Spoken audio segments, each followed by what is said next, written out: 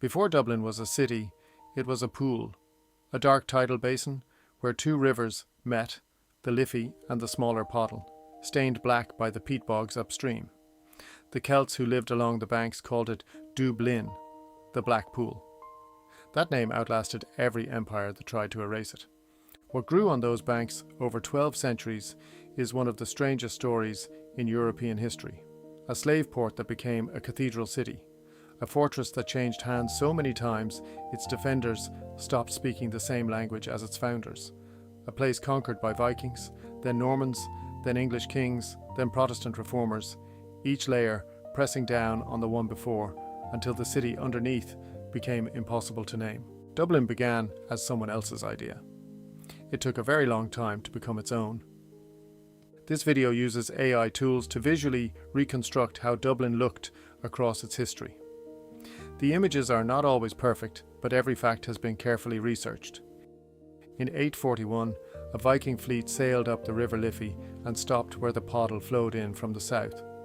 The site was ideal: deep sheltered water, dense forest for timber, boggy ground, almost impossible to attack across. They built a Longphort, a fortified ship harbour, part military base, part winter camp, part trading post. Within decades, it had become the largest slave trading port in Western Europe. Irish men, women and children, seized from monasteries, farmsteads and coastal villages, were funneled through the Black Pool to markets in Iceland, Britain and beyond. The wealth generated was staggering. By the 990s, the Viking king of Dublin was minting his own coins, the first in Ireland. But the city began to change the people who built it. The Vikings intermarried with the Irish. They learned the language, converted to Christianity, became something new, neither fully Norse nor fully Irish. Historians call them the Hiberno-Norse. Their king, Sitric Silkbeard, whose mother was Irish, whose wife was the daughter of the High King of Ireland, founded Christ Church Cathedral around 1030. A Viking king building a Christian church in a city that had outgrown its own origins. In 1014, the High King Brian Boru marched on Dublin with a vast army. On Good Friday, at the Battle of Clontarf, just north of the city, he broke Viking military power in Ireland for good. But Brian died in his tent after the battle, killed by a retreating Norse soldier. The Vikings didn't leave. Sitric Silkbeard kept his throne, reigned for another 22 years, and Dublin continued to prosper as a trading city. The Norse had simply stopped being conquerors. They lasted another 150 years. In 1166, a deposed Irish king named Diarmait mac Murchada made a desperate decision. He invited Norman knights from Wales to help him reclaim his throne. 4 years later, their leader Strongbow marched on Dublin. The city's defenders sent out negotiators to discuss terms. The Normans attacked during the negotiations. Dublin fell in a single afternoon. The Norse king fled by sea, returned with an army, and was crushed. The city that had been Viking for 3 centuries was Viking no more.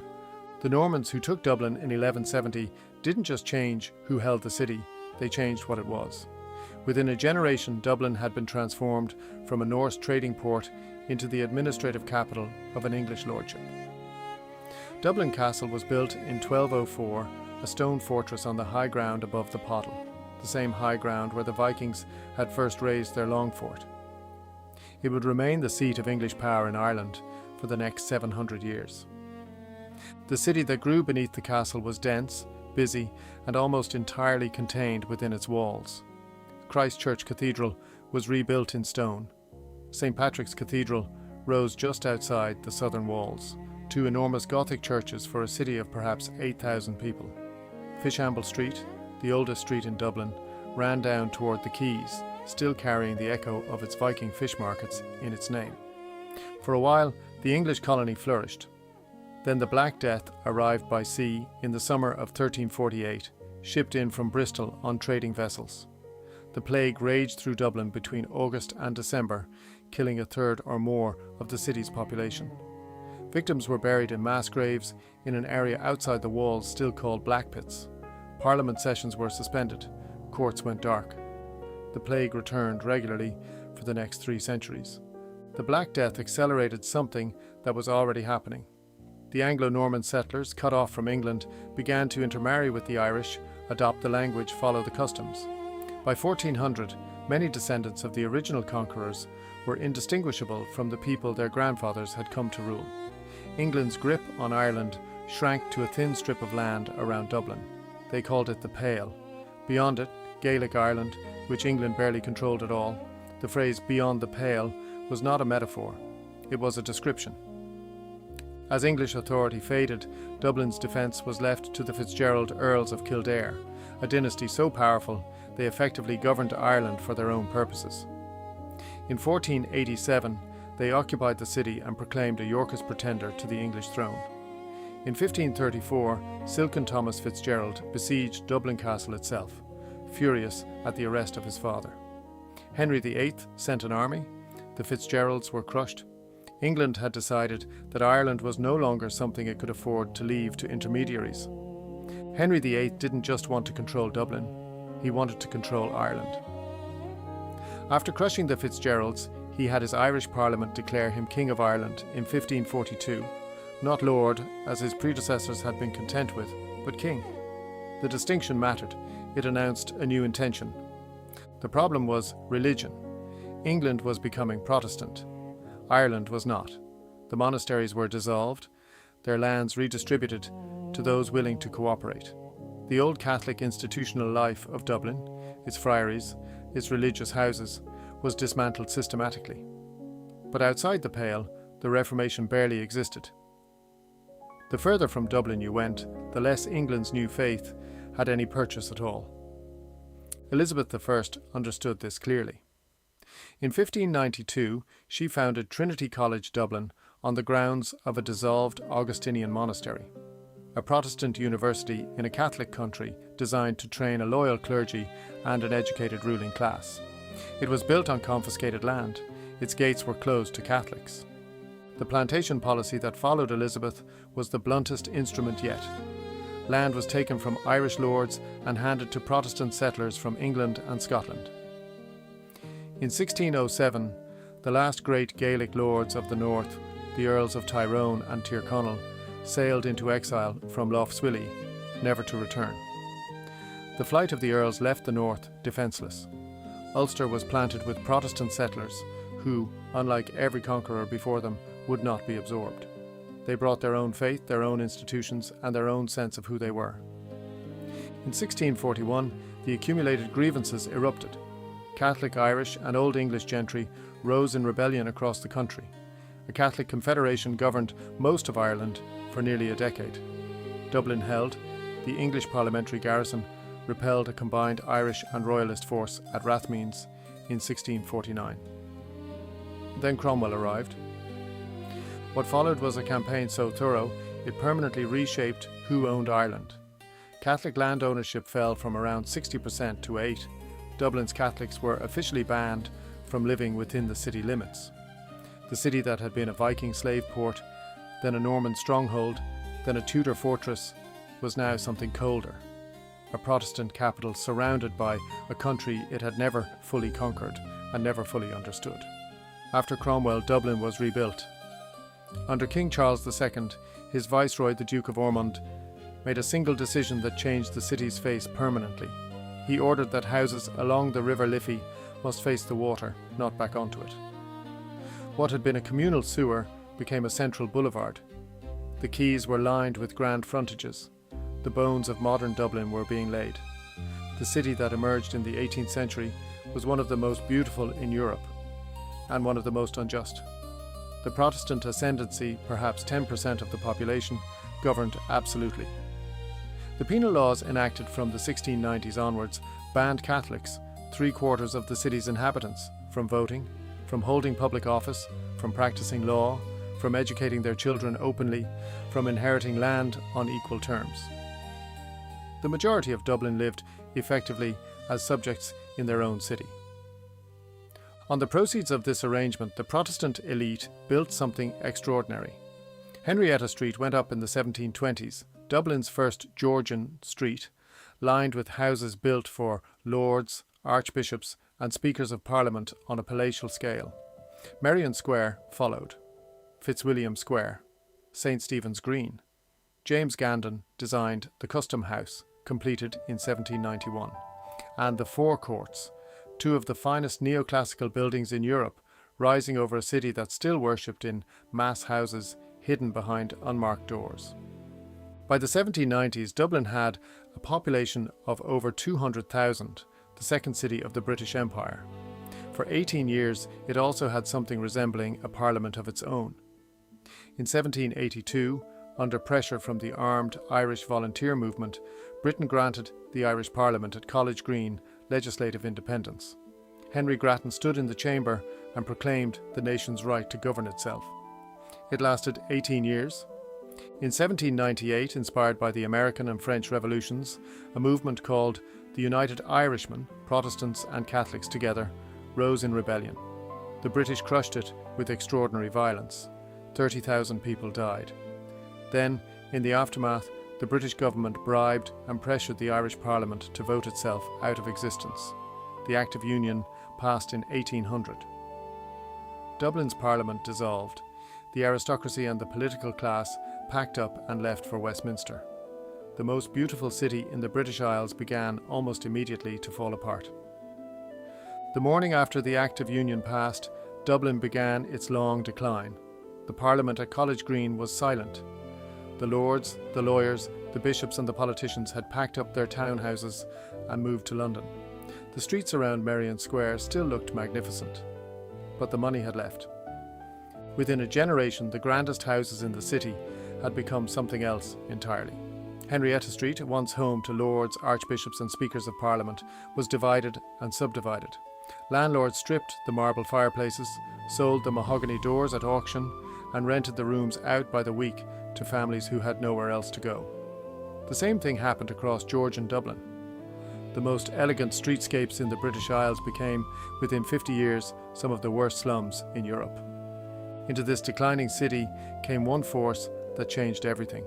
Daniel O'Connell, a Catholic lawyer from Kerry, who had witnessed the passage of the Act of Union as a young man, built the first mass political movement in Irish history. He organised the poorest Catholics into a national campaign, charging a penny a month in dues, so that even tenant farmers could participate. In 1829, he forced the British Parliament to pass the Catholic Emancipation Act, finally removing the legal barriers that had kept Catholics from political life for over a century. In 1841, he became the first Catholic Lord Mayor of Dublin since the Reformation. O'Connell Street, the city's main thoroughfare, still carries his name. Then the Blight came. In 1845, a water mould destroyed the potato harvest across Ireland. It came back the following year, and the year after that. Ireland's population fell from nearly 8.5 million to 6.5 million in 6 years. Around 1 million people died, another million emigrated. Dublin's port watched the coffin ships leave every week, overcrowded vessels carrying the desperate west toward Liverpool and New York, many of them dying at sea before they arrived. The famine broke something that had already been breaking. The city's population swelled as rural survivors fled to Dublin, packing into tenements that were already collapsing. By 1851, the city held 258,000 people, with almost nothing to employ them. Dublin was a capital without industry, without investment, and without a parliament, governed from a castle it could not control, mourning a country it could not feed. Out of the wreckage of the famine came a new kind of Irish politics, not petitions and monster meetings, but something harder. The Fenians of the 1860s attempted armed rebellion and failed, but they planted an idea that would not die, that no British Parliament would ever willingly give Ireland what it needed, and that the only language that would be understood was force. For a moment it seemed that a different path might work. In the 1880s, a Protestant landlord from County Wicklow named Charles Stewart Parnell built the most disciplined political machine in Westminster, an Irish parliamentary party that could swing British governments, paralyse legislation, and extract concessions no one had thought possible. Coupled with the Land League he led alongside Michael Davitt, Parnell forced genuine land reform for the first time in Irish history. For a decade, he was known as the uncrowned King of Ireland. Then came the divorce scandal. In 1890, Parnell was named as the partner of a married woman. The Liberal alliance collapsed. The Catholic Church turned against him. His own party split. Parnell fought on, campaigning through rain and wind until his health gave out. He died in 1891 at the age of 45, and with him died the best chance of constitutional home rule for a generation. What filled the void was not politics but culture. The Gaelic Athletic Association, the Gaelic League, the revival of the Irish language. A generation of young men and women who read differently about their country, felt differently about who they were, and drew different conclusions about what they were owed. Then Dublin itself provided the final spark. In August 1913, the city's largest employer locked out over 20,000 workers for belonging to a union. Children went hungry. The police baton charged a crowd on O'Connell Street and people were killed. James Connolly and James Larkin turned the locked out workers into a political force. The strike eventually collapsed, but the Irish Citizen Army was born from it, a disciplined workers' militia that would put its men on the streets of Dublin 3 years later. On Easter Monday, the 24th of April 1916, rebels seized the General Post Office on O'Connell Street and proclaimed an Irish Republic. The rising lasted 6 days. British artillery reduced O'Connell Street to rubble. The leaders surrendered. 15 of them were executed by firing squad in the yard at Kilmainham Jail in the weeks that followed, among them James Connolly. So badly wounded he had to be strapped to a chair to be shot. The public had been hostile to the rising. After the executions, they were not. The executions changed everything. Before Kilmainham, the Easter Rising had been widely condemned. Most Dubliners wanted nothing to do with a rebellion that had reduced O'Connell Street to rubble and killed nearly 500 people, most of them civilians. After the executions, the arithmetic shifted. 15 men shot in a prison yard over 9 days transformed failure into myth. In the 1918 general election, Sinn Féin won a landslide across Ireland. Their elected members refused to take their seats at Westminster. Instead, on the 21st of January 1919, they assembled in Dublin as the first Irish Parliament, the Dáil Éireann, and declared an Irish Republic. On that same day, IRA volunteers shot dead 2 British officers in County Tipperary. The War of Independence had begun. For 2.5 years, the IRA waged a guerrilla campaign against British forces. In Dublin, a network of spies and assassins dismantled British intelligence from within. On 1 November Sunday in 1920, the IRA killed 14 British intelligence officers across the city in a single morning. That afternoon, British forces opened fire on a crowd at a Gaelic football match in Croke Park, killing 14 civilians. The day entered history as Bloody Sunday. A truce came in July 1921. The treaty that followed gave Ireland a free state, self-governing but not a republic, and partitioned from the 6 counties of Ulster. It split the independence movement down the middle. The Four Courts in Dublin, one of Gandon's masterpieces, was bombarded in June 1922 as the Civil War opened. Former comrades shot each other in streets they had once defended together. The Civil War lasted until May 1923. When it ended, Michael Collins was dead, killed in a roadside ambush in County Cork. Dublin had survived occupation and revolution only to watch its own generation destroy itself. The Ireland that emerged from the Civil War was exhausted, poor and deeply conservative. Dublin was the capital of a free state, still rebuilding its bombed and burned public buildings. The Custom House, torched by the IRA in 1921, was a gutted shell. The Four Courts had been shelled open. The new state repaired what it could and built what it had to, but the underlying city, with its slums and its poverty, barely changed. The cultural life of the new state was shaped by exactly the forces that had crushed the old one, this time Irish. The Catholic Church held enormous influence over schools, hospitals and public morality. Censorship was sweeping and unapologetic. By the 1940s, almost every major Irish writer had been banned, including Samuel Beckett, Seán O'Fallon, and most bitterly of all, James Joyce, whose Ulysses immortalised the streets of Dublin while remaining illegal in the very city it described. The writers left. The emigration of talent became as chronic as the emigration of labour. Ireland declared itself a republic in 1949, cutting its last formal ties to the British Crown. it made little practical difference to daily life in Dublin.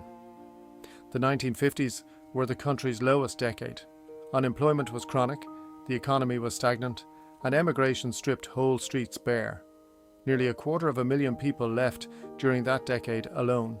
Dublin's Georgian houses, tenements since the 1820s, were finally condemned, but the solution was disastrous. Ballymun, completed in 1966, erected 7 15-storey tower blocks on the city's northern edge. Within a decade, without investment or maintenance, they had become a byword for poverty and despair. Meanwhile, the wide streets of Georgian Dublin were being demolished for car parks and concrete offices. A city that had survived plague, conquest and revolution was being dismantled by its own planners. The Troubles in Northern Ireland periodically crossed the border. In 1972, a Dublin crowd burned the British embassy to the ground after British soldiers killed 14 civilians in Derry. In 1974, Loyalist bombs exploded without warning on 3 Dublin streets, killing 33 people in a single afternoon. The city was not at war, but it knew war's proximity. Then slowly, something began to shift. Free secondary education, introduced in the late 1960s, was producing a new generation. Ireland joined the European Economic Community in 1973. By the late 1980s, the first tentative recovery was underway. The country was changing beneath its own feet, and Dublin was about to change with it. In the 1990s, Ireland became the fastest growing economy in Europe. The Celtic Tiger brought technology, multinationals, foreign investment, and a generation of rising wages to a country that had been hemorrhaging people for 150 years. For the first time since the famine, emigration reversed. Dublin grew. Glass towers rose over the docklands. Google, Facebook and LinkedIn established their European headquarters along the south bank of the Liffey in an area that became known as Silicon Docks. The Ballymun Towers, which had symbolised the failure of the post-war state, were demolished one by one from 1997 onwards. The crash of 2008 exposed the fragility beneath the boom. Ireland's banking system collapsed. The country accepted an international bailout. Unemployment surged. A generation that had never known hardship encountered it all at once, and emigration began again. The austerity that followed was severe, but Dublin had changed too permanently to go back to what it had been. The city recovered, the tech companies stayed, the population of the greater metropolitan area passed 1.5 million. A new housing crisis replaced the Celtic Tiger bubble as the defining pressure of urban life, rents among the highest in Europe, young Dubliners priced out of the city their grandparents had been born in. Dublin today carries 12 centuries of its own history in its stones. The Viking waterfront lies 6 metres below Wood Quay. Dublin Castle stands where the Longphort may have been. The custom house Gandon built, that the IRA burned in 1921 and that the new state restored, still looks over the Liffey. The Black Pool is long gone, the Pottle flows underground now, invisible beneath the city. But the name survived everything. It always does.